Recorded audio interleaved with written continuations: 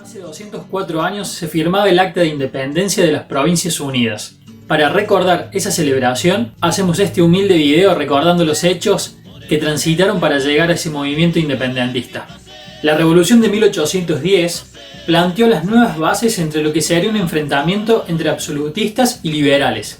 Enfrentamientos que se venían gestando desde la Europa en épocas de la Revolución Francesa. Por eso, entre 1810 y 1815, resulta que pasaron y se sucedieron diferentes tipos de gobiernos al momento de tratar de encauzar la situación de este movimiento que buscaría la independencia. Cargado por un contexto de inestabilidad y la búsqueda de nuevas instituciones que encauzaran este régimen, es que se sucedieron triunviratos, directorios, juntas, para tratar de llevar de la mejor manera el proceso de independencia y de revolución que se estaba realizando en ese momento. En ese momento, los criollos no tenían ninguna experiencia en asuntos de gobernabilidad. La situación empezó a empeorar cuando dentro de ese partido revolucionario se empezó a fragmentar en dos bandos. El tema era que los ideales de unos y de otros eran muy diferentes. Por un lado estaban aquellos que buscaban la centralización del poder, todo en una capital, y por otro lado estaban aquellos que defendían el gobierno a través del pueblo, donde los derechos ciudadanos eran una parte fundamental. Los bandos, años más tarde, se transformarían en lo que se conoció como unitarios y federales. Desde aquel proceso revolucionario iniciado ese 25 de mayo de 1810, se sucedieron diferentes formas de gobierno que trataron de llevar estabilidad a un proceso que cada vez se fragmentaba más. La idea de darle forma a la organización política argentina era todo un desafío y se convertía a su vez en una quimera. Luego de la denominada Junta Grande aparece el primer triunvirato. Aquella Junta Grande tendría una marcada oposición por los seguidores a los ideales de Moreno, y es que en el año 1811 surgiría este primer triunvirato con integrantes de las provincias del interior. Pero a mitad de ese año, de 1811, sufrirían una especie de golpe en contra que los expulsaría por haberlos considerado cómplices de ese mismo golpe. Iniciaría así un proceso de centralización del poder en Buenos Aires, quienes convocarían a una asamblea general.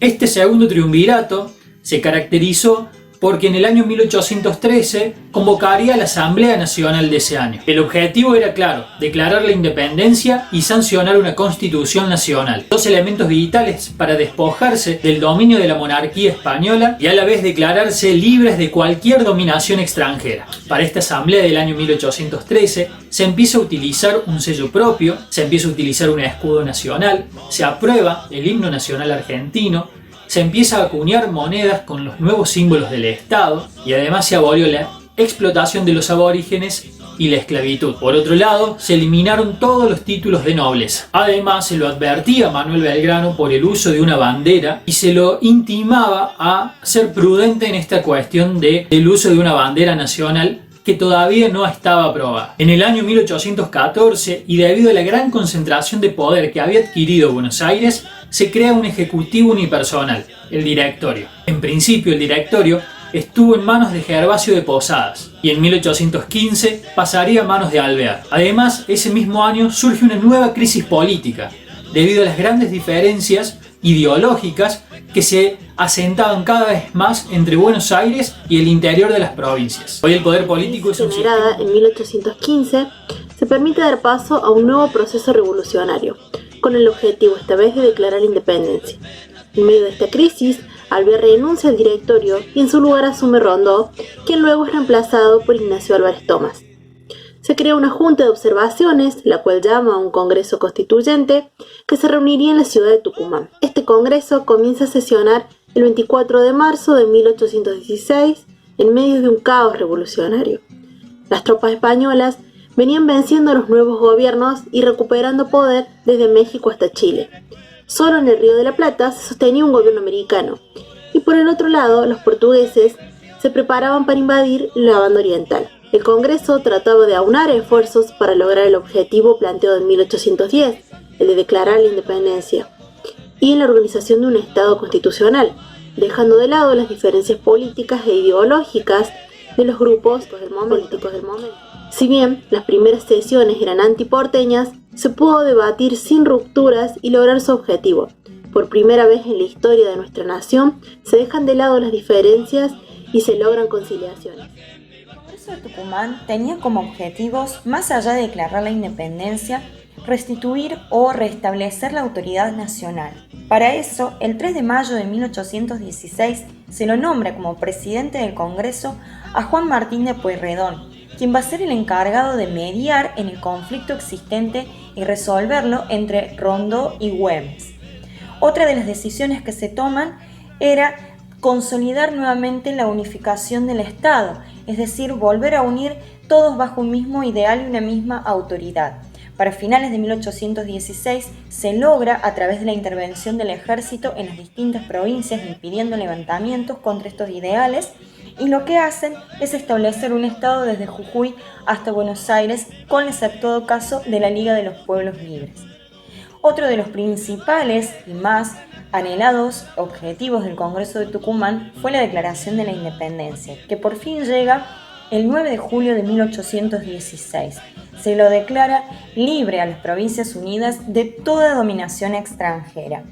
Otra de las decisiones que se toma dentro del Congreso Nacional es la oficialización de uno de los símbolos más grandes y que el mayor nos representa a nivel mundial, que es la bandera celeste y blanca. Durante 1816 las mujeres tuvieron un protagonismo bastante importante. Sabemos que por esta época estaba muy marcado esto de que la mujer era quien debía quedarse en la casa y realizar las tareas domésticas.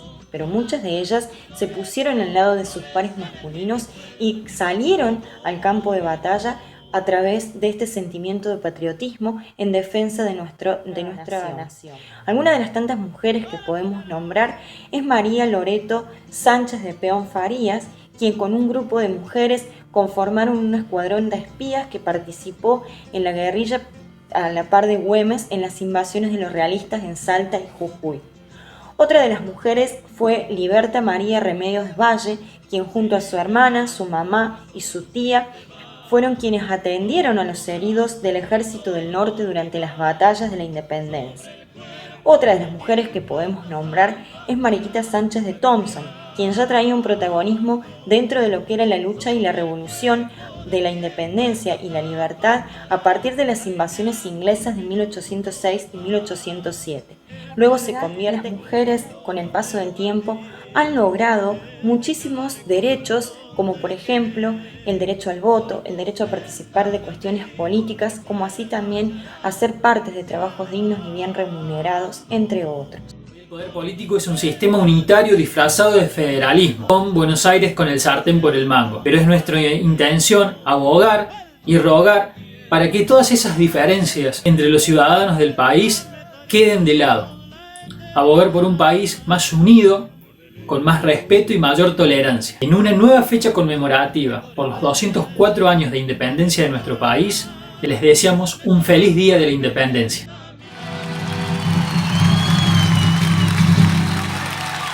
Después de haber recorrido los ríos de tantas partes, hoy de nuevo vengo a cantarte porque ya ves, no te olvido. ¿Cómo voy a olvidar yo el amor que por ti siento? Si estando lejos los vientos me han visto llorar por vos.